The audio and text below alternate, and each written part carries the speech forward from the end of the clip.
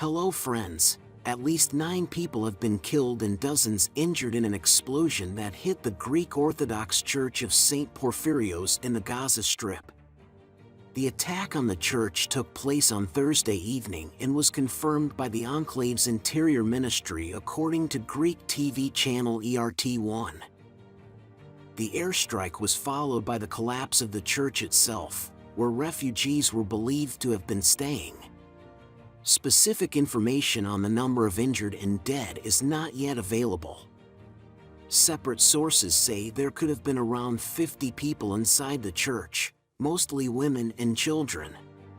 Other reports indicate there was shelter for about 1,000 Palestinians in the vicinity of the church, which is close to an Orthodox school and other facilities. St. Porphyrios Church in Gaza is one of the oldest churches in the region, dating back to the 5th century and having been modernized several times. Recently there were reports of a bombing of the church, but this information was later denied.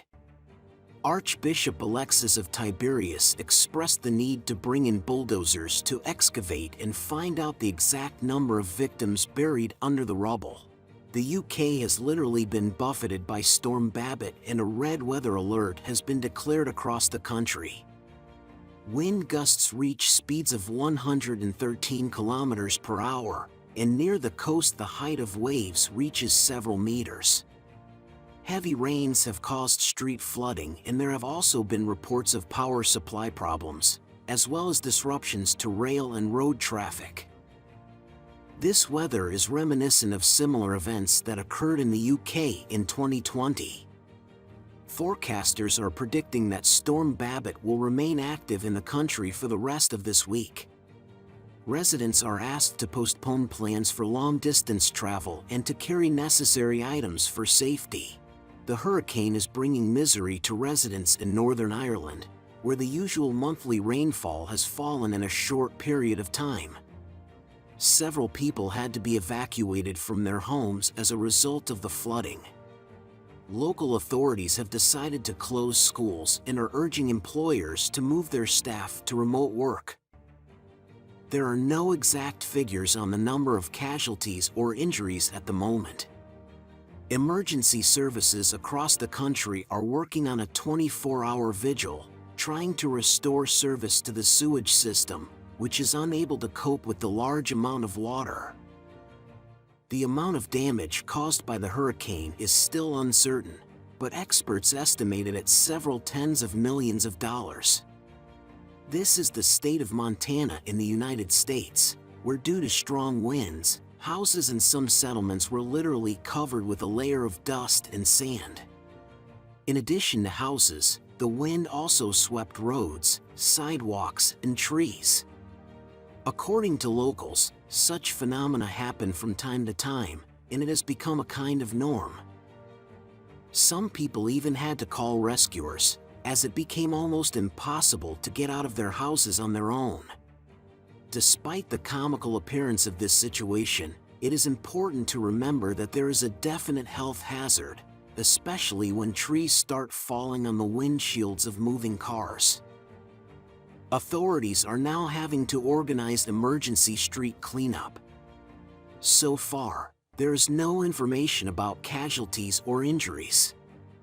In Canada, the situation with forest fires is gradually coming to a subsiding phase, according to information spread by local media. According to the Canadian Interagency Centre on Forest Fires, an area of 18.5 million hectares of forest has been affected in the country. Thick smoke has spread across the country, worsening air quality both in Canada itself and in neighboring countries. Even cities such as New York and Washington, D.C. in the U.S. have felt the effects of smoke from the wildfires. The cause of the forest fires is still unclear. Tens of thousands of residents have been forced to leave their homes and seek temporary shelter. Currently, rescuers continue to fight the fire in certain areas. Forecasts of forecasters indicate that cooling and precipitation in Canada may not come soon, so residents should remain vigilant and cautious. In Italy, emergency services fought a massive fire that broke out in Piano d'Ardena. The fire engulfed an industrial building and, thanks to the warm weather and lack of precipitation, the fire spread instantly. Video footage shows the flames rising, accompanied by thick puffs of black smoke. Fire brigade crews were sent to the scene, and only by morning did they manage to completely extinguish the fire. At the moment, there is no information about casualties or fatalities as a result of the incident, and the causes of the fire will be investigated further. P in the Baltic Sea? Why not?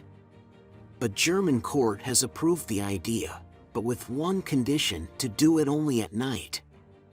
This verdict was given in response to a complaint by a young man who was fined by the local police for disturbing public order. This guy decided to mind his own business on Travemund Beach with his back to the shore, and for this action the patrolman issued him a fine of €60 for disorderly conduct. However, the district court, after examining the complaint, concluded that the citizen had not violated public order because the incident had occurred at night. In addition, the German citizen allegedly did not cause any damage to the waters of the Baltic Sea. Greta Thunberg is facing legal proceedings. The Swedish environmental activist went on a public protest just 2 days after her arrest. The rally took place in London's business district known as Canary Wharf. The protesters gathered outside JP Morgan's European headquarters and chanted slogans such as "Save the climate, eat the rich," and "The climate crisis is class warfare." They also handed out £10 bills to passing clerks. On this money was written, "I undertake to pay the bearer on demand the amount of damages suffered." As a result, Thunberg was released on bail and is due to appear in court on November 15th. Earlier in June, she and sympathizers attempted to block oil tankers in the port of Malmö, for which she was fined 1,500 kroner. This is the story of a true master of his craft, Dilmurad Zabarov, who lives in Uzbekistan. For 25 years he has devoted himself to repairing radio equipment, despite a congenital pathology that leaves him without hands. Instead, he uses his mouth to tighten screws, hold a screwdriver, and soldering iron. Dilmurad says his interest in radio repair came about by accident, due to the frequent breakdowns of the family television set.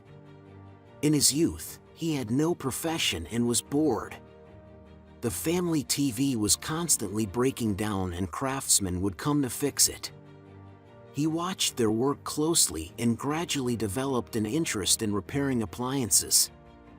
He learned how to solder and repair various devices. The first appliance he repaired was a neighbor's old radio.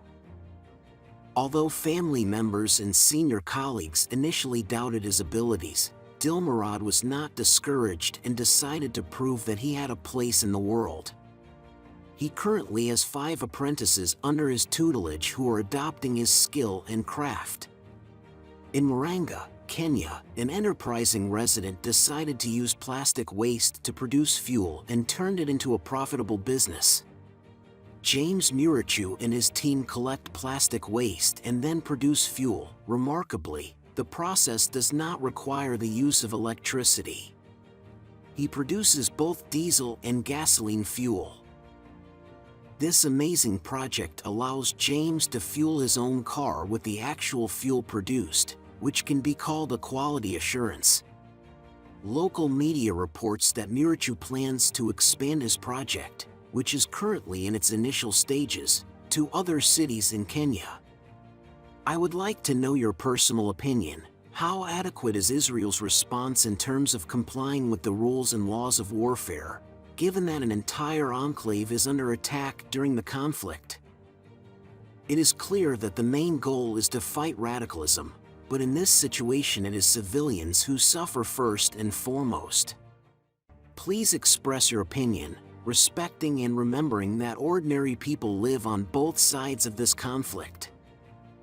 Let's move on to another topic. This year is characterized by a record number of fires around the world. What actions do you think should be taken to prevent such catastrophes and save our planet?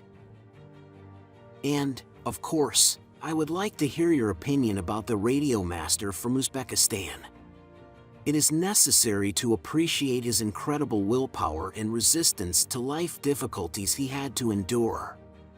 Despite all the obstacles, he was able to find his vocation and continues to live a full life. Share your thoughts in the comments. Wishing peace and goodness to you and your families. And, of course, remember the importance of caring for our common home, our planet, always remaining human beings with a capital letter.